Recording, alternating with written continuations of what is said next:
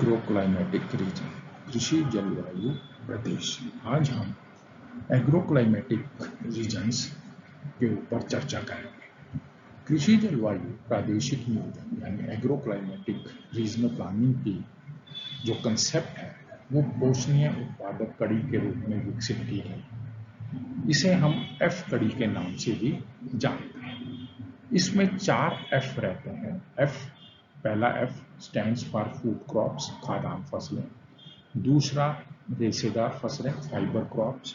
तीसरा चारा, फॉडर। और पांचवा ईंधन के लिए लकड़ी, फ्यूल वुड्स। प्राकृतिक पर्यावरण को मद्देनजर रखते हुए इन चारों पहलुओं का वैज्ञानिक आधार पर विकास करना इसमें शामिल है।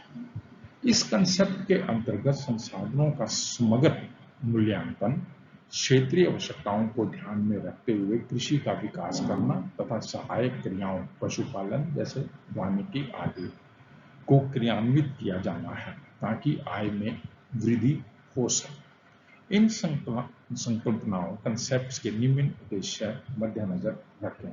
पहला है प्राकृतिक संसाधनों के पोषणीय स्तर पर वैज्ञानिक उपयोग का आधार तैयार करना। दूसरा, भूमिहीन श्रमिकों के लिए अतिरिक्त रोजगार के अवसर उत्पन्न करना। तीसरा, कृषि की सहायक गतिविधियों के विकास द्वारा कृषकों की आय में अधिकतम वृद्धि करना। चौथा, कृषि उत्पादन की मांग एवं पूर्ति में संतुलन स्थापित करने का नियोजन जो है इसमें सम्मिलित है। इन्हीं के आधार पर भारत को 15 कृषि जलवायु प्रदेशों में बांटा गया है। पहला है पश्चिमी हिमालय प्रदेश, वेस्टर्न हिमालय रीजन। दूसरा पूर्वी ईस्टर्न हिमालय रीजन। तीसरा गंगा के निम्न मैदान, लोअर गंगा प्लेन रीजन्स। और चौथा है गंगा का मध्यवर्ती प्लेन रीजन्स।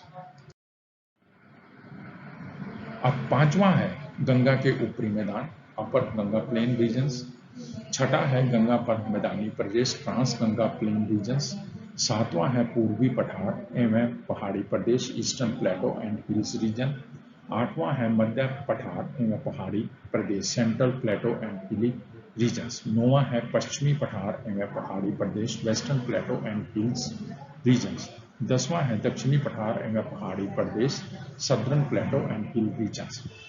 11वां है पूर्वी तटीय मैदान, eastern coast plains and hill regions. 12वां है पश्चिमी तटीय मैदान एवं घाट प्रदेश, western coast plains and ghats region. 13वां है गुजरात के मैदानी एवं पहाड़ी क्षेत्र, Gujarat plains and hill region. और 14वां है पश्चिमी शुष्क वेस्टर्न ड्राई रीजन। और 15वां है द्वीपीय प्रदेश, आइलैंड रीजन। इस तरह से हमने 15 जो है एग्रो क्लाइमेटिक रीजन्स जो है वो जिसे कहें तैयार किए। अब इन्हीं के बेसिस पर, क्योंकि बेसिकली ये जो टॉपिक्स है वो हमारा राजस्थान से ज़्यादा कंसर्न है, तो अब हम देखते हैं कि agro climatic regions of Rajasthan क्या है। राजस्थान के कृषि जलवायु प्रदेश यानी राष्ट्रीय कृषि अनुसंधान परिषद एवं महानिदेशक कृषि तथा मौसम विज्ञान विभाग के सहयोग से संपूर्ण भारत को जिसे जलवायु की दृष्टि से 14 प्रमुख भागों में बांटा है। इसी वर्गीकरण का आधार जलवायु के प्रमुख तत्वों का वितरण एवं तत्संबंधी जलवायु में उत्पन्न होने वाले फसलों, उनका प्रतिरूप, फसल चक्रण आदि सभी बातों को ध्यान में रखकर माना गया है। इन 14 विभागों में से क्षेत्र संख्या 6, 8, 9 और 14 के अंतर्गत राजस्थान राज्य को सम्मिलित किया गया है।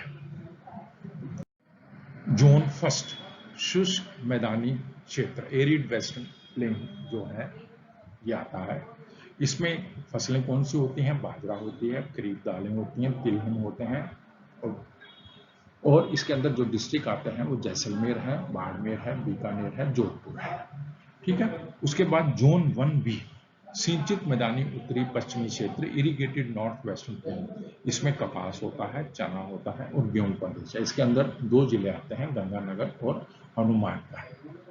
तीसरा है जोन 2A, अंत स्थलीय जलोसन का क्षेत्र यानी ट्रांजिशनल प्लेन इनलैंड ड्रेनेज के अंदर जो हमारे पास जो फसलें ली जाती हैं वो खरीफ दालें, चना, बाजरा प्रदेश, इसके अंदर नागौर आता है, झुंझुनू आता है, सीकर आता है, चूरू आता है। जोन सेकंड बी के अंदर लूनी नदी का अंतर्वर्ती मैदानी क्षेत्र transitional plain of Luni basin, इसमें जो फसलें ली जाती हैं बाजरा तिलहन प्रदेश, इसके अंदर जो एरियाज आते हैं या डिस्ट्रिक्ट आते हैं सिरोही, पाली और जालौर आता है। फिर जोन थर्ड ए अर्ध शुष्क पूर्वी मैदानी खंड सेमी एरिड ईस्टर्न प्लेन, ज्वार आता है, इसमें बोया जाता है, चना बोया जाता है, गेहूं प्रदेश, इसके अंदर जो जिले आते हैं जयपुर, अजमेर, दौसा और टोंक। जोन थर्ड में बी में फ्लड प्रोन एरिया आता है, बाढ़ क्षेत्र, इसमें ली जाती है सरसों, रबी, दालें, गेहूं, बाजरा प्रदेश, इसके अंदर जो एरियाज जो डिस्ट्रिक्ट आते हैं अलवर, भरतपुर, धौलपुर, सवाई माधोपुर।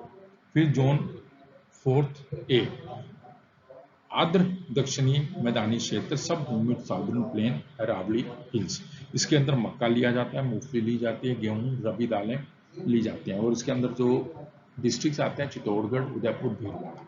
फिर जोन फोर्थ बी आर्द्र दक्षिणी मैदानी क्षेत्र, इसमें जो है चावल लिया जाता है, मक्का लिया जाता है, गेहूं, इसके अंदर जिले आते हैं डूंगरपुर, बांसवाड़ा। और जोन फिर आता है फिफ्थ, इसमें अर्ध मैदानी पूर्वी मैदानी क्षेत्र आते हैं, भीलवाड़ा, कोटा आता है। अभी जो पिछली स्लाइड में हमने एक्सप्लेनेशन पढ़ा है उसको हम नक्शे के ऊपर भी देख लेते हैं। ये हमारा जोन ए है, फिर ये हमारा जोन 1B है, फिर ये जोन जो है इधर का पूर्वी हिस्से का ये हमारा थर्ड बी है, इधर बीच में जयपुर के पास वाला जोन थर्ड ए है, इधर नीचे दक्षिण में जिसे कहें जोन फिफ्थ है, नीचे जो इलाका है जोन फोर्थ बी, इधर जोन फोर्थ ए, जोन बी, और ये पश्चिमी क्षेत्र जो है जोन 1A का एरिया है। अब आर्थिक विकास की प्रक्रिया में कृषिगत विकास का विशेष महत्व है, ताकि बढ़ती जनसंख्या के लिए खदानों की पूर्ति बढ़ाई जा सके, उद्योगों के लिए कृषिगत कच्चे माल की व्यवस्था की जा सके तथा ग्रामीण क्षेत्रों में रोजगार के अवसर बनाए सके। इससे गांवों में निर्धनता कम करने में मदद मिलती है तथा जीवन स्तर में सुधार के अवसर उत्पन्न होते हैं। राजस्थान प्रमुख रूप से कृषि प्रधान राज्य है तथा कृषिगत कार्य जलवायु की बहुत जटिल दशाओं में किया जाता है। जैसे समस्त भारत में कृषि मानसून का जुआ मानी जाती है, लेकिन यह कथन राजस्थान का विशेष रूप से लागू है। यहाँ पानी का नितांत अभाव है, जैसे कि पहले भी आपको बताया जा सका है। राजस्थान में भारत के कुल सतही जल संसाधनों सरफेस वाटर रिसोर्सेज का 1.1% ही उपलब्ध है, जबकि क्षेत्रफल 10.4 है। जनसंख्या 5 पॉइंट पाई जाती है। राज्य में जनसंख्या वृद्धि दर में 28.41 की वृद्धि रही है, भारत की तुलना में काफी ऊंची है। राज्यों में खदानों के उत्पादन की वृद्धि दर जनसंख्या की वृद्धि से नीचे रही है, जो भविष्य के लिए गंभीर चुनौती व चेतावनी बन गई है। प्रथम योजना के अंदर जो है कृषि में 6.6% को दिया गया था, यानी वेटेज दिया गया। द्वितीय में 11, तृतीय में 11, चतुर्थ में 8.2, पंचम में 9.3, छठी योजना में 10.2 का, सातवीं में 11.5, आठवीं में 15.9 और नौवीं योजना में 14.7। उपरोक्त व्यय के अलावा सिंचाई में विद्युत आदि पर खर्च का लाभ भी कृषि के क्षेत्र को प्राप्त हुआ है। प्रथम योजना में कृषिगत क्षेत्र तथा सिंचाई का विकास हुआ। द्वितीय में आवश्यक इनपुटों के उपयोग व सिंचाई पर बल दिया। तृतीय में गहन कृषि कार्यक्रमों वैश्विक, और चौथा में अधिक उपज देने वाली किस्मों के अंतर्गत कृषि क्षेत्रफल बढ़ाना तथा उद्योगों का। पांचवी योजना के अंतर्गत संभावित क्षेत्र दृष्टिकोण कृषिगत। छठी योजना में नई टेक्नोलॉजी, सातवीं में तिलहन की टेक्नोलॉजी मिशन के आगे बल दिया गया। आठवीं योजना में जल के उपयोग में किफायत की विधियां। नवम योजना में सामाजिक एवं समुदाय सेवाओं पर, और 10वीं पंचवर्षीय कृषि आधार विकसित किया गया है।